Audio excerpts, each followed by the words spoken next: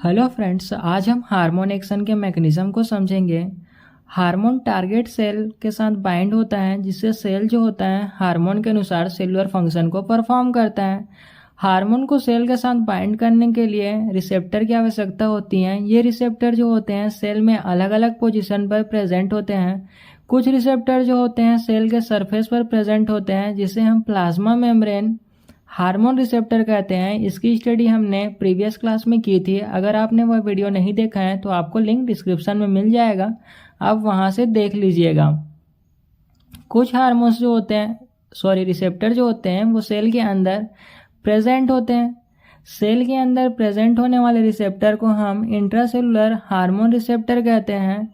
ये receptor cell के अंदर साइटोप्लाज्म और न्यूक्लियस में पाए जाते हैं। जब ये रिसेप्टर साइटोप्लाज्म में पाया जाएगा तो इन्हें हम साइटोसोलिक हार्मोन रिसेप्टर कहेंगे। इनके कुछ अन्य नाम हैं, जैसे lipid soluble hormone receptor, direct gene activation, steroidal hormone receptor भी इन्हें कहा जाता है। आज हम इनके एक्शन और हार्मोन एक्शन के टर्मिनेशन यानी कि ये जो हार्मोन एक्शन है वो किस प्रकार से समाप्त होता है, इसके बारे में आज की क्लास में हम डिटेल स्टडी करेंगे। आज की क्लास शुरू करने से पहले आपसे एक रिक्वेस्ट है, अगर आपको आज की क्लास पसंद आए तो प्लीज़ वीडियो को लाइक कीजिए, साथ ही साथ चैनल को सब्सक्राइब कर दीजिएगा। तो चलिए शुरू करते हैं इंट्रोडक्शन से। इंट्रासेलुलर हार्मोन रिसेप्टर वो रिसेप्टर होते हैं जो सेल के अंदर साइटोप्लाज्म या न्यूक्लियस में पाए जाते हैं। देखिए, ये सेल है और ये साइटोप्लाज्म और ये न्यूक्लियस है। इनमें पाए जाने वाले रिसेप्टर को हम इंट्रासेलुलर हार्मोन रिसेप्टर कहते हैं। ये आपको ब्लू कलर को जो दिखाई दे रहे हैं, ये क्या है? सब रिसेप्टर्स हैं। साइटोप्लाज्म में पाए जाने वाले हार्मोन रिसेप्टर को साइटोसोलिक हार्मोन रिसेप्टर कहा जाता है। ये साइटोसोल में जितने भी रिसेप्टर्स पाए जाएंगे इन्हें हम साइटोसोलिक हार्मोन रिसेप्टर कहेंगे, और न्यूक्लियस में पाए जाने वाले रिसेप्टर को न्यूक्लियर हार्मोन रिसेप्टर कहा जाता है। ये रिसेप्टर हार्मोन के साथ बाइंड करके स्पेसिफिक जीन एक्सप्रेशन को रेगुलेट करते हैं। इनका रोल सेल के फिजियोलॉजिकल रिस्पांस को कंट्रोल करना होता है। फिजियोलॉजिकल रिस्पांस जैसे मेटाबॉलिज्म, इम्यून सिस्टम, और इनके ग्रोथ को क्या करेगा? ये कंट्रोल करेगा। ये रिसेप्टर्स लाइपोफिलिक या फिर लिपिड सोल्यूबल हार्मोन जैसे कि स्टेरॉयड हार्मोन और थायराइड हार्मोन के लिए स्पेसिफिक होते हैं, मतलब इन्हीं हार्मोन के साथ ये बाइंड करते हैं।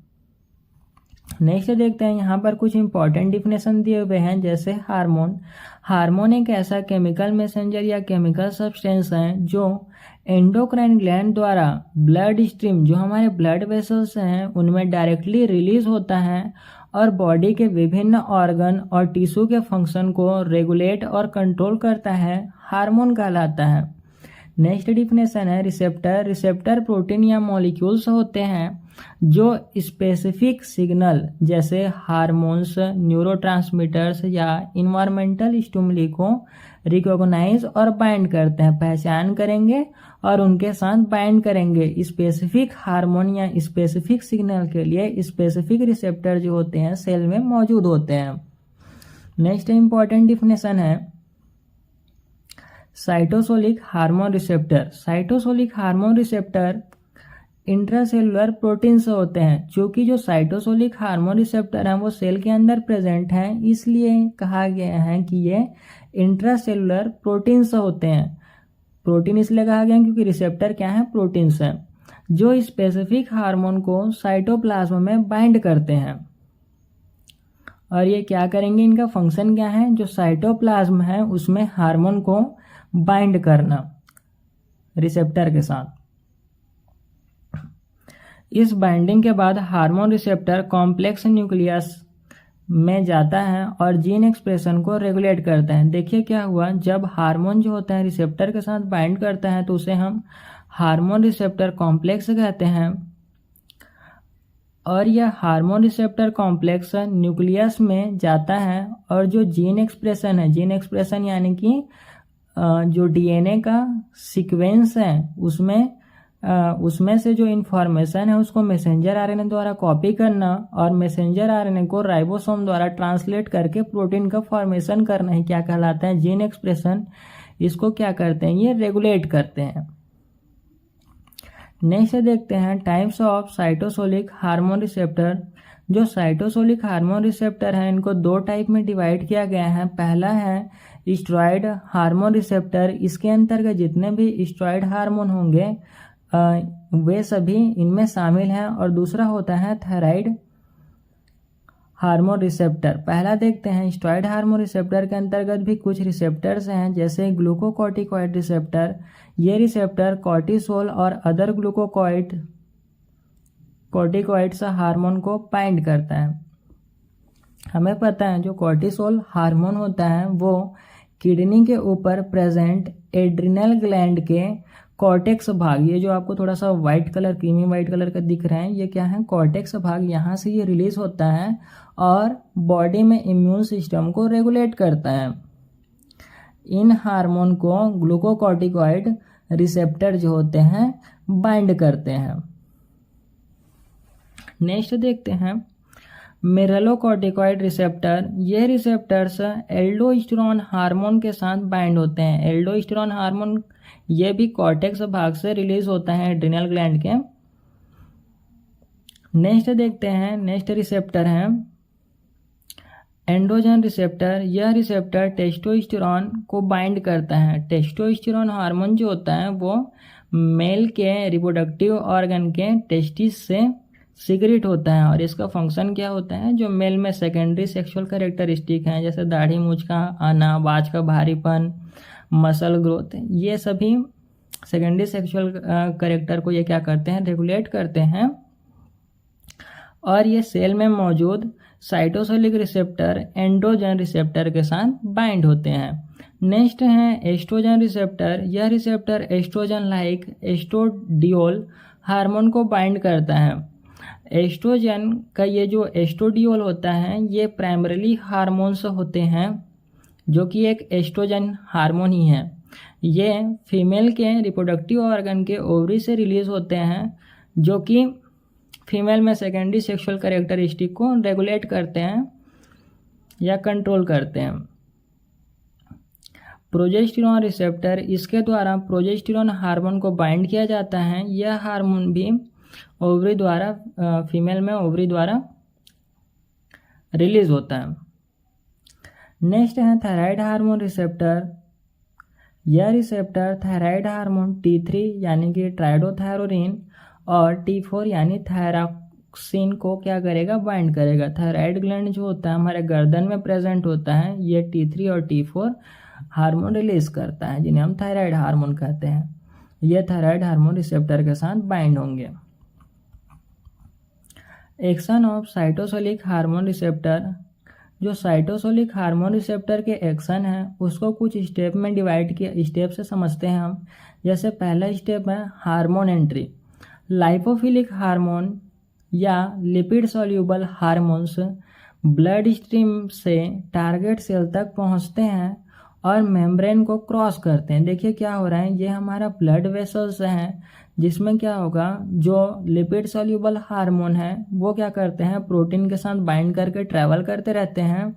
ये टारगेट सेल तक पहुंचेंगे और टारगेट सेल के प्लाज्मा मेम्ब्रेन को क्या करेंगे, ये क्रॉस करेंगे, क्रॉस कर लेते हैं। क्योंकि जो प्लाज्मा मेम्ब्रेन होता है वो लिपिड की 2 लेयर से बनी होती है जिसे हम लिपिड बाइलेयर कहते हैं। और जो लिपिड सॉल्यूबल हार्मोन होता है वो भी किससे बना होता है, कोलेस्ट्रॉल से बना होता है जो कि फैट में क्या है, सॉल्यूबल है। इसलिए ये आसानी से प्लाज्मा मेम्ब्रेन को पार करके साइटोप्लाज्म में पहुंच जाते हैं या इंटर कर लेते हैं। नेक्स्ट स्टेप देखते हैं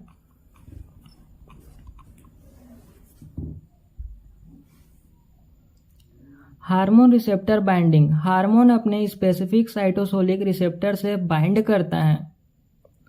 हार्मोन क्या करेगा, साइटोप्लाज्म में क्या हुआ, ये इंटर किया। इंटर करने के बाद स्पेसिफिक रिसेप्टर के साथ क्या करेगा, ये बाइंड करता है, जो रिसेप्टर में कन्फर्मेशनल चेंजेस लाता है। इनके स्ट्रक्चर में क्या होगा, चेंजेस आएंगे, जिससे रिसेप्टर जो होता है एक्टिव हो जाता है। रिसेप्टर क्या हो जाएगा, एक्टिव हो जाएगा और ये स्टिमुलेट हो जाएंगे।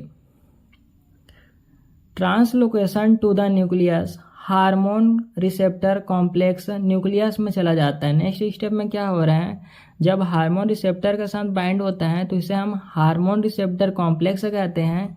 ये क्या करेंगे, न्यूक्लियस जो है इसमें क्या करेंगे, मूव कर लेंगे। नेक्स्ट स्टेप में DNA binding complex specific DNA sequence से बाइंड करते हैं। ये जो कॉम्प्लेक्स हैं ये डीएनए के स्पेसिफिक सीक्वेंस के साथ बाइंड करेंगे, जिसे डीएनए बाइंडिंग प्रोसेस कहा जाता है। नेक्स्ट है ट्रांसक्रिप्शन एक्टिवेशन, HRES, जो कि एक डीएनए का स्पेसिफिक सीक्वेंस है जिसका पूरा फुल फॉर्म होता है हार्मोन रिस्पॉन्स एलिमेंट्स। से बाइंड करने पर स्पेसिफिक जीन को ट्रांसक्रिप्शन रेगुलेट होता है। जब ये बाइंड हो जाता है तब हमें पता है कि जो न्यूक्लियस होता है उसमें डीएनए भी प्रेजेंट होता है, आरएनए भी प्रेजेंट होता है। तो जब ये बाइंड होता है तब इस सीक्वेंस में, डीएनए के इस सीक्वेंस में जो इन्फॉर्मेशन प्रेजेंट है उसको मैसेंजर आरएनए द्वारा क्या कर लिया जाता है, ट्रांसक्रिप्ट कर लिया जाता है, यानी कि कॉपी कर लिया जाता है। और कॉपी करने के बाद मैसेंजर आरएनए क्या करता है, साइटोप्लाज्म में चला जाता है या मूव कर लेता है। नेक्स्ट स्टेप देखते हैं प्रोटीन सिंथेसिस। ट्रांसक्रिप्शन से जो मैसेंजर आरएनए बनता है वो राइबोसोम द्वारा प्रोटीन में ट्रांसलेट होता है। अब क्या हुआ, जो मैसेंजर आरएनए था वो साइटोप्लाज्म में राइबोसोम के पास चले जाते हैं। राइबोसोम जो थोड़ा सा छोटे होते हैं साइज में, इनके पास क्या होंगे, पहुंच जाते हैं। और राइबोसोम जो होता है हमें पता है क्या है, ये प्रोटीन फैक्ट्री है सेल का। इनके द्वारा मैसेंजर आरएनए को ट्रांसलेट किया जाता है, यानी जो मैसेंजर आरएनए में जो इन्फॉर्मेशन है उनको राइबोसोम जो होते हैं रीड करते हैं। और रीड करने के बाद क्या करेंगे, पॉलीपेप्टाइड का चेन बनाते हैं जिसे हम प्रोटीन कहते हैं। ये प्रोटीन का फॉर्मेशन जो होता है स्पेसिफिक हार्मोन या हार्मोन के जो इंटेंशन होती हैं, जिस इंटेंशन से जो हार्मोन होता है स्पेसिफिक फंक्शन सेल में परफॉर्म करता है। मतलब हर हार्मोन का क्या होता है, स्पेसिफिक इंटेंशन होता है। इसी इंटेंशन के अकॉर्डिंग ये प्रोटीन्स का फॉर्मेशन होता है। चलिए एक बार ब्रीफ में एक बार देख लेते हैं कि क्या प्रोसेस हुआ। पहले फर्स्ट में क्या हुआ, फर्स्ट स्टेप में जो हार्मोन था वो ब्लड स्ट्रीम से क्या हुआ, प्लाज्मा मेम्ब्रेन को पार करते हुए साइटोप्लाज्म में पहुंचा, जहां वो स्पेसिफिक रिसेप्टर के साथ बाइंड हुआ। और बाइंड करने के बाद इसको क्या किया, एक्टिवेट कर दिया या स्टिमुलेट कर दिया गया। जब ये बाइंड हो जाता है तो इस रिसेप्टर को कहेंगे हम हार्मोन रिसेप्टर कॉम्प्लेक्स। बाइंड होने के बाद जब ये स्टिमुलेट हो जाता है तब यह न्यूक्लियस में क्या करता है, मूव कर लेता है।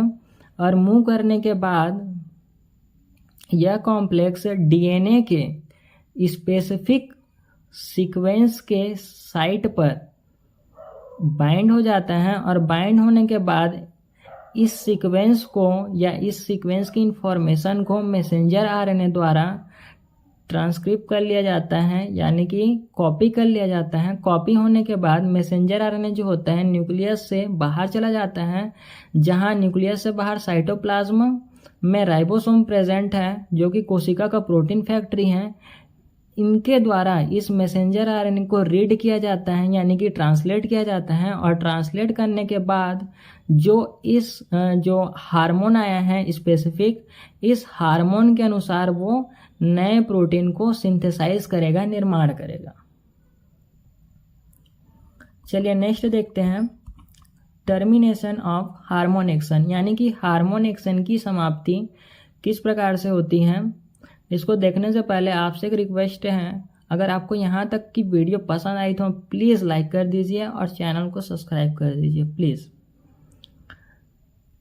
हार्मोन एक्शन को टर्मिनेशन करने के कई मैकेनिज्म होते हैं, जो इंश्योर करते हैं कि सेल में हार्मोन का इफेक्ट एप्रोप्रिएट टाइम पर खत्म हो जाए। यह प्रोसेस इंश्योर करता है कि सेलुलर रिस्पॉन्स टाइटली रेगुलेट रहे और ओवर स्टिमुलेट ना हो।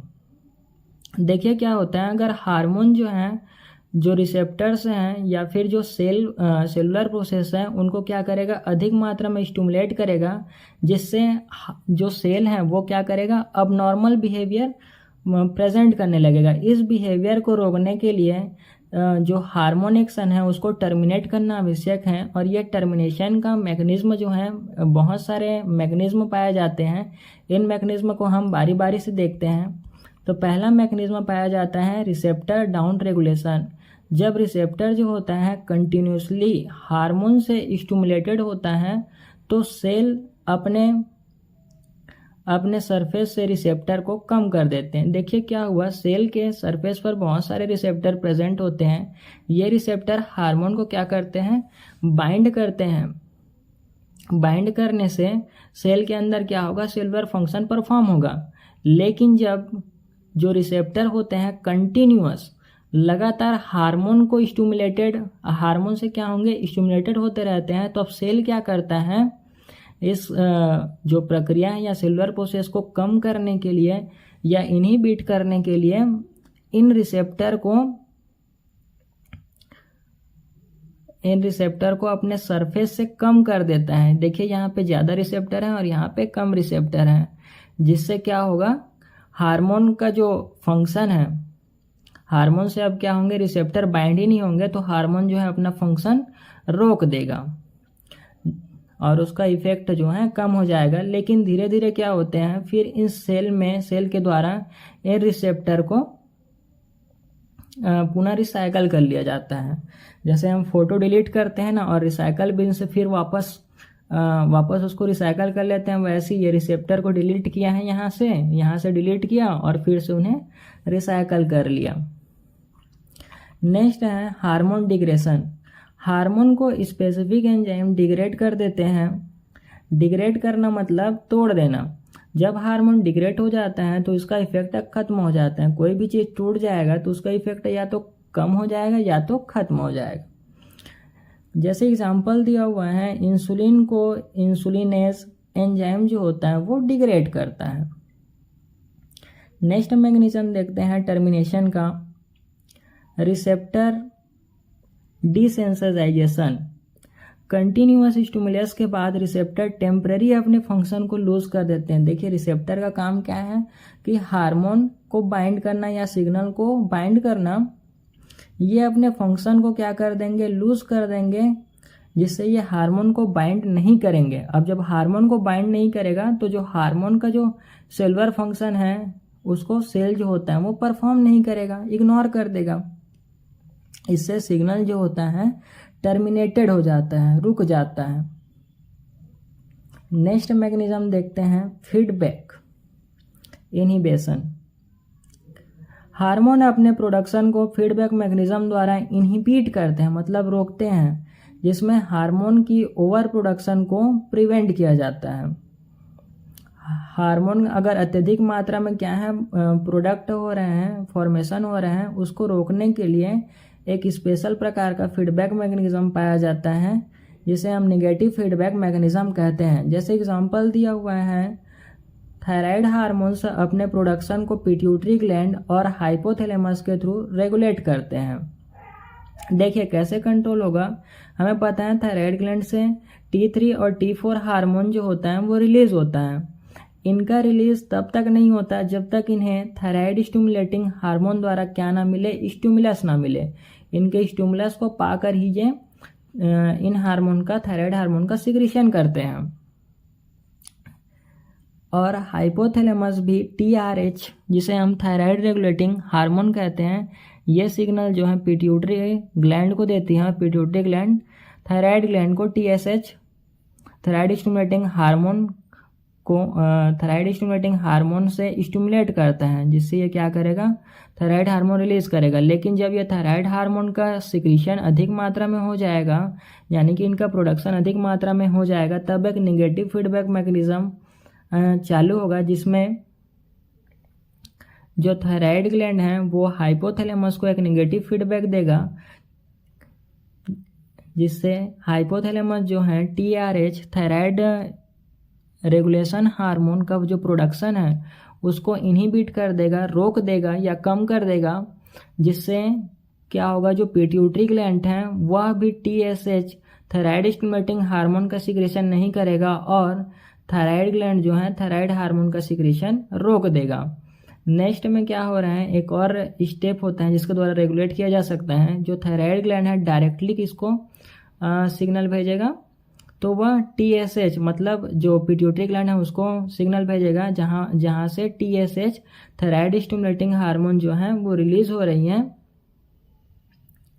जिससे पिट्यूटरी ग्लैंड क्या करता है, इस हार्मोन के TSH हार्मोन का रेगुलेशन जो उसको रोक देता है और थायराइड ग्लैंड को किसी भी प्रकार का स्टिमुलस नहीं मिल पाता है, जिससे वो थायराइड हार्मोन को रोक देता है। इस प्रकार हार्मोन के जो प्रोडक्शन है उसको रोक कर भी हम क्या कर सकते हैं, हार्मोन के एक्शन को टर्मिनेट कर सकते हैं।